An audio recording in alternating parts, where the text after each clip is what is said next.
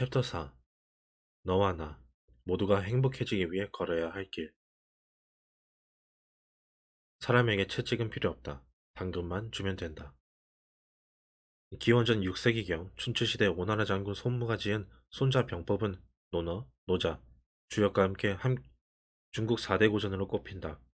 조선시대 문과의 7대 필수 과목 중 하나이기도 했다. 유럽에는 1722년 프랑스 신부 조셉 아미오의 번역으로 처음 소개되어 나폴레옹 전쟁 철학의 바탕이 되었다. 이 책은 기본적으로 전쟁에서 이기기 위한 병법서이지만 인생이나 사업에 적용할 수 있는 지혜를 담고 있어 지금도 널리 읽힌다. 13편으로 구성된 손자 병법 중에서 가장 널리 알려진 문장 중 하나인 지피지기 백전불태라는, 많은 사람들이 상대를 알고 나를 알면 100번 싸워 100번 이긴다로 알고 있지만, 정확하게는 상대를 알고 나를 알면 100번 싸워도 위태롭지 않다이다. 모공편에서는 오히려 100번 싸워서 100번 이기는 것은 최고의 용병술이 아니다. 싸우지 않고 적을 이기는 것이 최상의 용병술이다 라고 말한다. 구변편에도 널리 인용되는 유명한 문장이 있다. 길 중에는 가서는 안 될 길이 있다. 군대 중엔 공격해서는 안 될 군대가 있다. 성 중에는 공격해서는 안 될 성이 있다. 땅 중에는 다투어서는 안 될 땅이 있다. 임금의 명령이라도 받아들일 수 없는 명령이 있다. 고개를 끄덕일 수밖에 없는 가르침인데 우리의 현실과는 너무 거리가 멀다. 가지 말아야 할 길을 거침없이 가는 기업이 너무 많다. 생사가 걸린 정쟁터에서도 가지 말아야 할 길, 다투지 말아야 할 땅이 있는데 비즈니스에서는 오죽할까. 공격하지 말아야 할 대상, 다투어서는 안 되는 땅의 구분이 우리나라도 있었으면 좋겠다. 하지만 마음 좋게 세상 다 살펴서야 어디 세상 떠들썩하게 할 만한 큰 돈을 벌 수 있겠는가. 서울 강남의 자기 소유 건물에서 큰 병원을 운영하는 의사가 야간 진료까지 하느라 모임에 늦자 어느 분이 벌수록 더 욕심나는 게 돈이라는 말을 하신다. 하지만 환자의 편의를 위한 배려라고 나는 믿고 싶다. 아무튼 주위를 보면 모든 문제들, 아이의 미래, 부부의 다툼, 직장의 스트레스, 노후 걱정, 다 돈을 벗어나지 못하는 현실이다. 너나 할 것 없이 욕심이 넘치는 형국이니 도덕성이 해이에는 도덕성 해이는 여기저기에서 발견된다. 이 토요타 자동차가 휘청거리는 이유 중에 하나도 지속적인 원가 절감으로 하청업체에게 상처를 준 결과다. 2011년 미국 뉴욕에서 시작되어 전 세계로 확산된 월가 시위는 부조리한 자본의 모습과 상위 1%의 탐욕 모두에 대한 경고다. 1990년대부터 애플의 단말기를 만들며 이제 세계 500대 기업에도 속하는 중국의 제조업체 폭스콘 직원들이 연이어 자살하면서 처참한 근무 환경과 인권 유린이 드러났다. 로사 전 국제경영개발대학원 교수는 잡스가 텔레비전 인터뷰에서 폭스콘이 노동자를 위한 숙소, 병원, 수영장까지 갖춘 좋은 회사라고 변호할 때 그 시설은 노동자들을 24시간 효율적으로 통제하려는 수단이라는 말을 뺐다고 꼬집었다. 그때 잡스의 눈이 카메라 대신 바닥을 향하고 있었다는 것을 본 사람은 많지 않을 것이다. 이 499달러짜리 아이패드를 한 대 팔 때마다 애플은 약 180달러를 번다. 이를 제작한 대가로 폭스콘에 주는 돈은 고작 12달러에 불과하다. 사실 멀리서 사례를 찾을 일이 아니라 우리나라에도 이런 기업들이 여전히 많다.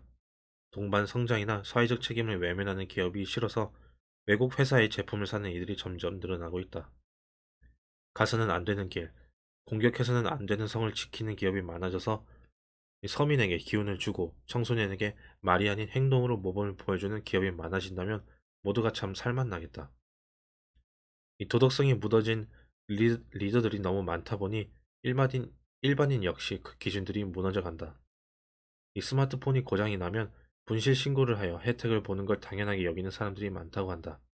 이러한 행위는 형법 347조에 의하면 사기죄에 해당하지만 남들 다 하는데 본인만 정직하면 손해보는 느낌이 들어서 이런 일을 저지른다. 경미한 교통사고 후 심한 증세를 주장하며 보험금을 받아내는 가짜 환자도 우리나라가 일본보다 10배가 많다고 한다. 이기는 것이 중요한 것이 아니라 어떻게 이기느냐가 중요하다. 능력 있는 사람들, 세상에 난 사람들의 몫은 상생을 통한 세상의 발전일 것이다. 이 상생은 다른 누군가를 돕기 위해서만 필요한 것이 아니라 자신의 부를 유지하기 위해서도 필요하다. 경주 최부잣집이 300년 동안 부를 유지해온 비결은 너무도 유명한데도 우리는 자주 잊는다. 백리 이내에 굶어 죽는 사람이 없도록 한다. 흉년에는 남의 땅은 싸게 사지 않는다. 1만석 이상으로 수확량을 늘리지 않는다. 오늘날 우리 주변에서는 참 찾기 힘든 정신이다. 우리나라 부자들은 두고두고 집안의 자랑이 되고 자부심을 느낄 수 있고 더 오래 부를 이어갈 수 있는 그 길을 왜 사양할까? 세계적인 갑부들과 경쟁하다 보니 조금이라도 더 많이, 더 빨리 모아야 하는 걸까? 자존심을 챙길 줄 아는 돈 많은 사람들이 많아지면 참 많은 사람들이 행복해질 텐데 아쉽다. 돈 많은 사람들과 대기업을 향한 무조건적인 반감을 갖는 것도 문제지만 그들에게 배우고 싶은 철학이 보이지 않는다는 게 더 먼저인 것 같다. 신문에 오르내리는 부자보다 하루 매출의 10%를 매일매일 기부하는 동네 중국집 부부가 더 대단해 보이니 좀 잘못된 것 아닌가. 상생, 지속 경영, 다 말로만 그치고 많은 현실이지만 이는 협력 업체뿐만 아니라 해당 조직의 발전에도 중요하다. 상하동, 상하동욕, 손자병법 모금편에 나오는 말로 위와 아래가 같은 것을 바라는 조직이 강하다는 뜻이다. 사실 리더들이 가장 고민하는 것 중에 하나가 모든 구성원이 같은 꿈을 꾸게 만드는 것이라고 한다. 리더가 가지고 있는 목표와 꿈을 조직의 모든 구성원들이 함께 공유만 할 수 있다면 어떤 어려움도 극복할 수 있고 어떤 목표라도 달성할 수 있다. 그렇다면 우리가 발벗고 나설 때가 언제인지 생각해보라. 내가 좋아하는 사람이 뭘 하자고 하면 마음으로 따른다. 내가 존경하는 사람이 뭘 하자고 하면 신나서 앞장선다. 그래서 존경할 만한 리더, 존경하고 싶은 기업이 아쉬운 이유다. 이 신나서 뭐 좀 하고 싶은데 그렇게 따라 나설 만한 존경의 대상이 우리에게 아직도 귀하기만 하다. 이 세계적인 명사들의 강연을 모아놓은 테드 사이트에서 빌 게이츠의 강연을 보다가 그야말로 깜짝 놀랐다. 그의 강연 내용은 IT 업계와 전혀 관계없는 것이었다. 주 정부의 예산이 얼마나 잘못 편성되었는지 이 수십 장의 자료를 가지고 피력하고 있었다. 한참 사업을 확장하는 시절의 그 역시 정의롭지만은 않았고 사람들은 따뜻하게 감싸기만 하지도 않았다. 그러나 달라진 지금의 그를 보면서 누가 옛 일들을 들추며 일관성이 없다고 흉보겠는가. 세계에서 가장 많은 기부금을 내는 그가 세운 재단의 행보와 별개로 자신의 영향력을 활용하여 더 나은 세상을 만드는 일에 애쓰는 모습이 새삼 놀랍고 달라 보였다.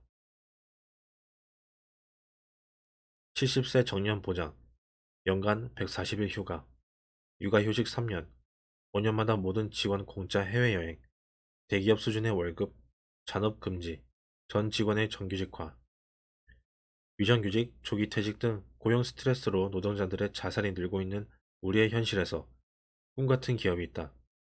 일본 남부 기후현에 위치한 전기 설비 제조업체 미라이공업, 이제 8순이 넘은 야마다 아키오 회장은 이미 우리에게도 유명하다.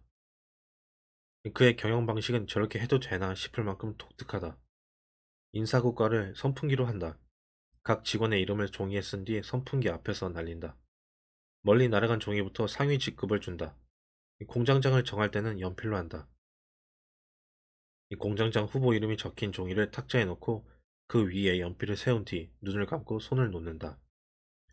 연필이 떨어진 곳에 이름이 있는 사람이 공장장이 된다. 전 직원이 자발적으로 일하고 절약 정신이 배어 있다면 누가 맡아도 큰 차이가 없다는 판단이다. 음. 야마다 회장은 자신의 생각과 철학을 종이에 써서 회사 게시판에 턱턱 붙여놓는다. 에어컨을 켜지 않으려고 속옷 차림으로 허름한 자신의 사무실에서 근무하는 그는 15년 된 낡은 슬리퍼를 오늘도 테이프로 다시 감는다. 점심시간에 전기불을 켜놓은 채 나가면 직원들에게 불호령을 내린다. 업무용 차량도 없다. 모든 걸 철저하게 절약한다. 이 비용 절감을 위해 직원들에게 임금을 깎는 우리나라 회사들에게 그런 회사에 가보면 복도에 불은 화나다라고 꼬집는다. 직원을 해고하기 전에 불부터 끄라고 지적한다. 그리고 그렇게 아낀 돈을 통 크게 쏜다. 20억 원 정도의 예산을 들여 5년마다 전 직원의 해외여행을 계획한다. 행선지가 유럽인지 미국인지 호주인지는 출발 당일 사다리 타기로 정해진다. 직원들은 미스터리 여행이라며 더 흥미로워하고 열광한다. 퀴즈대회 만점자 직원은 1년 휴가라는 꿈같은 선물을 받는다. 그 회장은 과연 쓸데없이 돈을 쓰는 걸까? 48년 역사를 가진 미라이 공업은 승승장구하며 2011년 현재까지 흑자를 기록하고 있다. 1년 매출 2,500원 원에 1년 평균 경상이익률이 15%에 달한다. 일본 언론은 미라이 공업의 경영 철학을 유토피아 경영이라고 평가한다.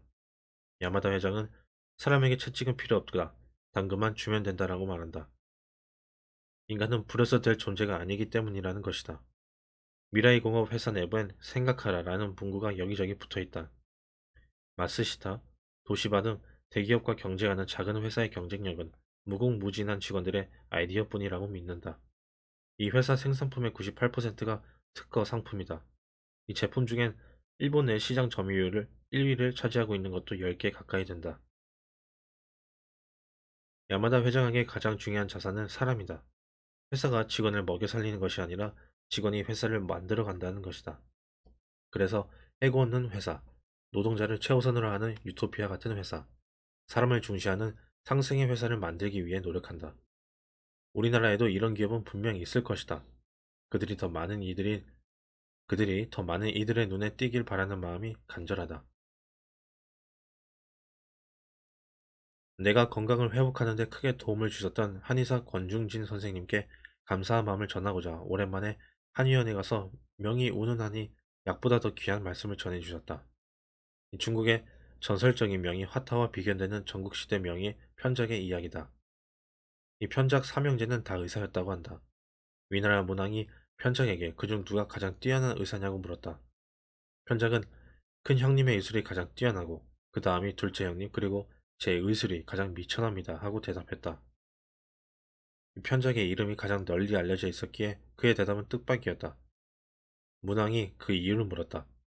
큰 형님은 환자가 고통을 느끼기도 전에 낯빛으로 미리 알아보고 병이 나기도 전에 원인을 제거해 준다는 것이다. 그래서 사람들은 자신의 병이 피해갔다는 것조차 아예 모르기에 큰형님의 능력은 형제들만이 안다고 했다. 이 둘째 형님은 사람들의 병이 미약할 때 고쳐주는데 사람들은 큰 병이 될 것을 미리 막아준 것을 모른다고 했다. 편작은 어떠한지 문왕이 다시 물었다. 그래서 편작은 자신은 실력이 없어서 병을 미리 예방하지도 못하고 큰 병이 난 후에야 그 병을 고치느라 처방하고 수술하고 수선을 떴는데 이상하게도 사람들은 삼형제 중 가장 부족한 자신을 최고의 명이라 칭하여 소문이 났다고 말했다.